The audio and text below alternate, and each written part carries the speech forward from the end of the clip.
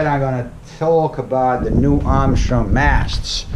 In front we have the new 79.5 performance mast. In the middle is my old, as you can tell. Don't leave it in the sun for years like I did, otherwise your paint is going to start cracking, but the carbon is still fine. And at the back we have the new 93.5 mast. They did these masts with the intention of making them stiffer, because heavier guys on big wings, big foils, were complaining this was a little too flexible. Everybody has a favorite length. What I can say is that for winging in Maui, 85 is the best, because this will touch the bottom on the reef too much. This will overfoil too much, especially when I ride it. So not ideal, but you can alternate. You can wing most days like this and then use this on bigger days on outer reefs, or use this for sup and prone foiling. You figure what you want to do. The lengths are what they are. Then we have the differences. The cord. So I measured them all, and now I forget, like 5 centimeters below, and I forget what it was, but let's say this is X, then this one will be X and a half centimeter. It's a half centimeter longer. And this one will be X plus 1 centimeter. So slightly longer cord. Let me tell you, that is not bad at all. I was afraid it was going to be way longer. Let's see what the thickness is. Even better, when I measured the same spot, this actually was a little tiny bit thicker than this and this. I'm really, really impressed that they managed to do such a still thin profile. Actually, the whole section is different. That is stiffer, and it still cuts through the water very well. The cord though, the cord is like the base of a surfboard fin. The longer it is, the more the board wants to go straight, and it's harder to turn. So you use a base, a big fin when you're doing big waves and you don't want to be too squirrely.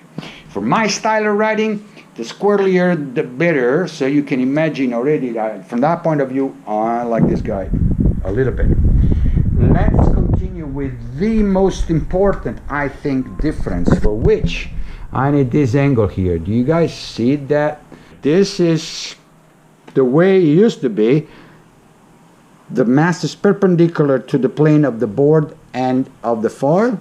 Instead, here we got a little bit of pizza tower action. They decided to rake the mast to the back a tiny little bit, but a tiny little bit makes a huge difference. So now the plane of the board and the plane of the foil are not parallel anymore.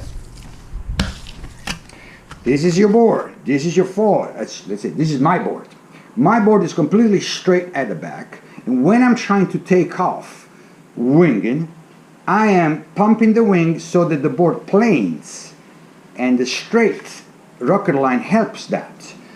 But also underwater, I have a foil that is parallel, and the front wing, which is here, has 1 degree of angle of attack towards up, and so it will take off naturally. With the new mast, I have board on the water. Imagine the water is here. The foil is angling down a little bit, and I need to push on the tail to allow it to take off. And I can't do it because I don't have that big bevel the other boards, including the Armstrong boards, have. So depends what kind of board you have. And if you don't like the rake, you can always fix it with a shape thing like this, which is, you know, this is a plate shim. You do like this and you put it back parallel. Up to you. There's other things that change also, not only the takeoff, because once you took off, then the foil will fly through the water always at the same angle, kind of parallel to the surface. Of course, it will go up and down, but in average, your board will be angled up a little bit. Now, what that does, I'm not really sure. I just know that I didn't particularly like it, and that's why I did use the plate. But that's my view. If you have an Armstrong board, don't use the plate, and figure out why, and let me know. They decided to do that like this, because I'm sure there's some really, really good reason behind. Armstrong is not the first time that they showed they're not afraid of big change. I like that, because that means that they have a vision and they're discovering things along the way and they're improving. Now, most times I don't follow that, but that's because I'm a bit weird. And as a confirmation of this, that's what I wanted to say. The new MA foils that are coming up soon, back to my wonderful, will have no more 1 degree. You see the front foil of angle of attack. We'll have 1.5. So a little more up. So the whole thing is facing down, but then you face this one up. They're changing the geometry of the thing, and that's it. But other than that, what they really achieved is the stiffness. So these masts are so much stiffer than this that they make a bumpy road, like you're going through a bumpy road. Every time you're winging, is that bumpy a little bit by definition. The stronger the wind, the bumpier it is. And you might still feel or hear even the chop hitting the side of the mast. The difference is that the board doesn't wobble anymore, so the mast doesn't flex anymore. And when you get into a cutback and you want to start turning, there is absolutely no delay because how stiff the connection between board and foil is. So they did an awesome job from this point of view. On a downwinder, I'm 150 pounds. I use the 525. Believe it or not, I still like this one because it's a little more nimble and maneuverable. And when I do those down the line shortboard style pumps like this, I like the springiness of it. I used to do this, if I show you in the back, I still have the original Go foil mast from 6 years ago, the 24.5, because that is super flexible, and there is one soft spot for subfoiling that I like that one because it gives me the spring response. So extremely personal consideration or preferences. What I'm telling you is kind of objective. Like those two are way stiffer, and if you are anywhere heavier than me or use wing bigger than me, definitely want to take into consideration. Even myself, when I went on a 725, I felt that this one, now unfortunately I know how much this one flexes because this guys taught me that. I didn't know, sometimes ignorance is bliss. But and that's probably when I'm gonna use this one. Or for example, when I'm doing here in the backyard, it's kind of deep and the waves are all kind of boils, they push you up and down. So longer, stiffer mast will be the call. More gear to own, and that's part of the game. I'm gonna add some images in action, and I hope you enjoyed the video. This is the smoothest foil setup that I have ever ridden. I hope you can hear how ridiculously quiet the whole thing is. It was already before, to tell you the truth, but the difference is how smooth this thing cuts through the water. All right, let's do some pumping. Fucking phenomenal.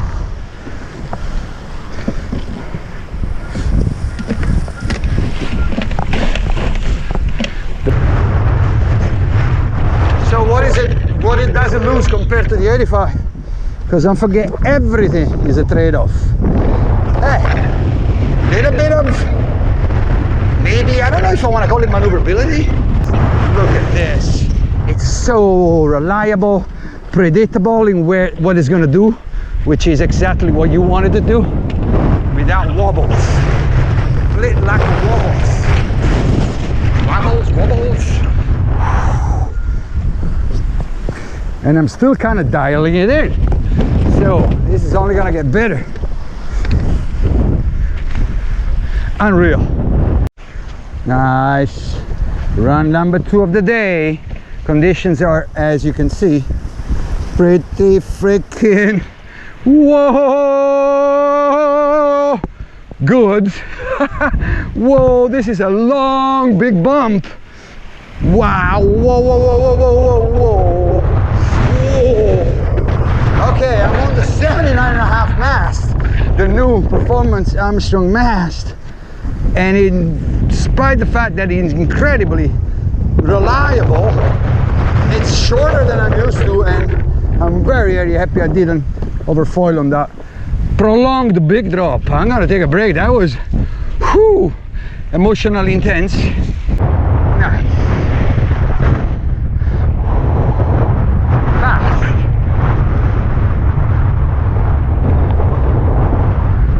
Run the down one, screw the pumping, grab the wing. Oh yeah. And that's why I like the wing down winders the best, because that luxury. And you can go as small as you want with a foil. I got 525 and V200, but look how beautiful. And it's completely quiet, super duper smooth. That's what these new masts are incredible for, how smooth they fly. Amazing. Yeah. Woohoo! Unreal. The way the mast transmits the input of I want to change something on one of the axes, it is so immediate and precise. So that is why the performance of these masts are unreal. First difference I noticed is the pumping, which is a lot better with the stiffer mast. It kind of transmits the energy of the pump a little more directly. Oh, I'm supposed to go left, I forgot. And but this one feels kind of nimble, more nimble in the water. It's got a little less cord. Look how fast and effortless it cuts through the water and redirects. It might be flexing a bit. My weights, my foils, I don't care really. So I might just definitely keep using this. And the difference, I could summarize it as these are smaller, more flexible fins on a surfboard for more maneuverability, a little less control. The other masts are bigger, stiffer, maybe for bigger waves, so more control. It's a matter of personal preference. And the weight of the rider is a huge factor. Fantastic. Bombastic. Unreal.